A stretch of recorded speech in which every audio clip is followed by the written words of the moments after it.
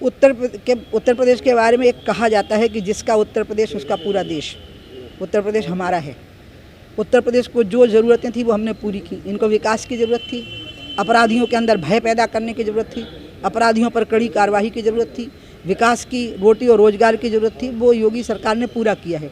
इसलिए ममता बनर्जी का तो कोई मतलब ही नहीं बचा, क्योंकि वो स्वयं का विधानसभा हार चुकी हैं, शुभेंदु अधिकारी से हमारी बीजेपी से हार चुकी हैं। और बाकी जो भी लामबंद होंगे लोग, इनमें शक्ति नहीं है, शक्तिहीन हो गए हैं। ये सड़क पे नहीं खड़े हो पा रहे हैं, सामने नहीं आ पा रहे हैं। आप कहेंगे कि कोरोना चल रहा है तो कैसे आएंगे?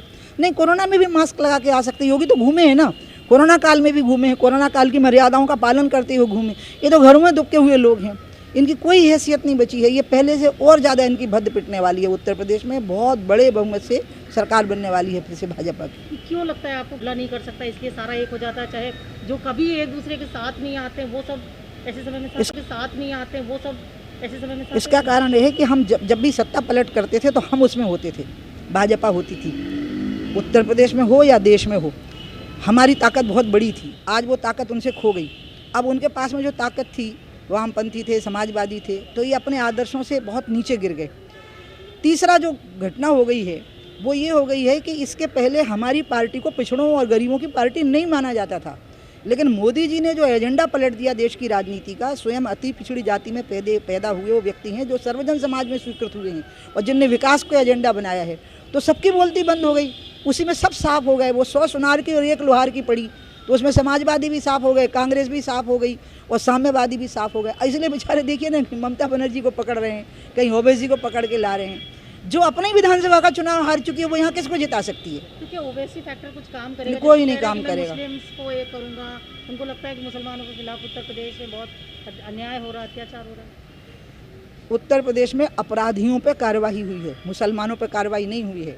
जितनी भी केंद्र की और राज्य सरकार की योजनाएं हैं उनका लाभ मुसलमानों को भी पूरा मिला है और इस बात को मुसलमान समझते हैं।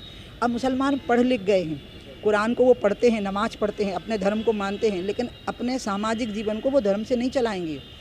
अब वो धर्म से निजी जीवन को चलाएंगे और सामाजिक जीवन को रोटी और रोजगार की व्यवस्था देख करके चलाएंगे। ये समझ इन मुस्लिम नेताओं को भी हो चुकी है। ये तो खाली एक दिखाने के लिए ये मीडिया के मुगल हैं, हमारे ओबीसी भाई साहब, ये मीडिया मुगल हैं, इनका नीचे कोई अस्तित्व नहीं है। मैम, एक और इशू है जातिवाद के नाम पर, उसको देख के बाकी अदर पार्टीज भी आ रहे हैं। चारों युगों का सबसे बुद्धिमान समुदाय कोई है तो वो ब्राह्मण हैं। उनके आनुवंशिकी में ही बुद्धि चली आ रही है। उन्हें क्या ये समझ नहीं है कि यहाँ पर किसका भला हो सकता है, कौन उनका भला कर सकता है? आज भारतीय जनता पार्टी के अलावा उनका कोई भला नहीं कर सकता है। जिस प्रकार से सुरक्षा, रोजगार, व्यवस्थाएं, आतंक को भय से मुक्ति मिली है, एक भ्रष्टाचार मुक्त शासन मिला है, सबसे ज़्यादा बुद्धिमान समाज है वो सम्मेलनों में आ जाएंगे वो, लेकिन वो रहेंगे भाजपा के साथ। तो कह रहे हैं कि बीजेपी के समय शासनकाल में बड़ा अन्याय हुआ, 400 से ज़्यादा ब्रह्म हत्याएँ हुई, भाजपा मतलब लगी हुई है ब्राह्मणों को ख़त्म करने में। अगर अपराध को जाति से जोड़ के देखेंगे ना, तो जो अपराध को जाति से जोड़ के देखेगा ना, वो देश के साथ और अपने ही समाज के साथ बहुत बड़ा अन्याय करेगा, बहुत बड़ा अन्याय करेगा, बहुत बड़ा पाप करेगा।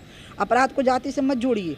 आप इसको देखिए कि किस समाज का हित हुआ है विकास से, किस समाज का हित हुआ है रोजगार से, किस समाज का हित हुआ है निर्भयता जो समाज को मिली, सब समाज का हित हुआ है। इसलिए अपराध को जाति से नहीं जोड़ना। अपराधी की एक ही जात होती है कि वो अपराधी होता है, आतंकी की एक ही जात होती है कि वो आतंकी होता है।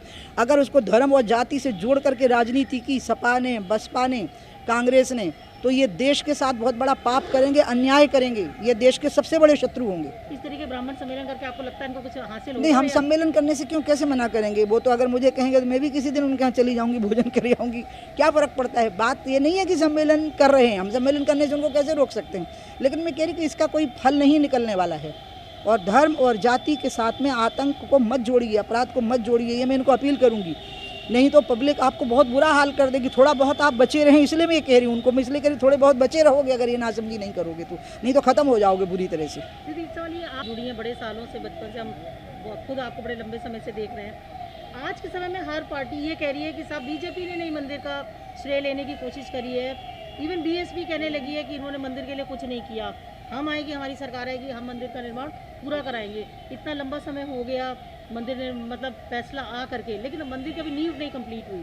क्या लग रहा है कि क्यों ये लोग फिर अब इस तरीके के? अब देखिए, वो किसी गड्ढे में तो रहते नहीं, उनको अच्छी तरह से पता है कोरोना काल रहा है, बीच बीच में काम रुके हैं, बहुत सारे काम रुके हैं, कोशिश करी है।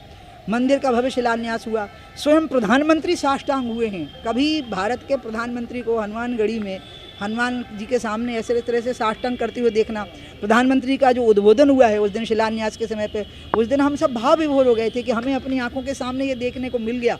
ये तो इतनी बड़ी घटना हुई है और इसमें विपक्ष को जो उन्होंने जो ओछी राजनीति की है, इससे उन्होंने बहुत बड़ा अहित करने की कोशिश की है इस देश की और हिंदू समाज की। मैम अगला सवाल है, चाहती है इसलिए कि ताकि उत्तर प्रदेश का विकास हो सके, जनसंख्या थोड़ी नियंत्रित हो सके। पूरे देश में होना चाहिए धर्मांतरण के खिलाफ और जनसंख्या नियंत्रण के लिए पूरे देश में कानून होना चाहिए, पूरे देश में वातावरण होना चाहिए। यहाँ धर्मांतरण की ज़रूरत ही नहीं है, क्योंकि मैं हिंदू होकर कुरान पढ़ सकती हूँ, बाइबल पढ़ सकती हूँ। मैं किसी मुसलमान पे, किसी मस्जिद पे आपत्ति नहीं करती। 5 वक्त की नमाज़ सुनती हूँ मैं अजान से, मुझे कोई दिक्कत नहीं है। दुनिया में सबसे ज़्यादा अल्पसंख्यक अगर सुरक्षित है तो वो भारत में है। वो अमेरिका में खुलेआम अजान नहीं हो सकती, वहाँ ऐसी कोई जगह नहीं हो सकती खुलेआम माइक पे अजान हो। यहाँ होती, हम सुनते हैं, हम कुछ नहीं बोलते हैं।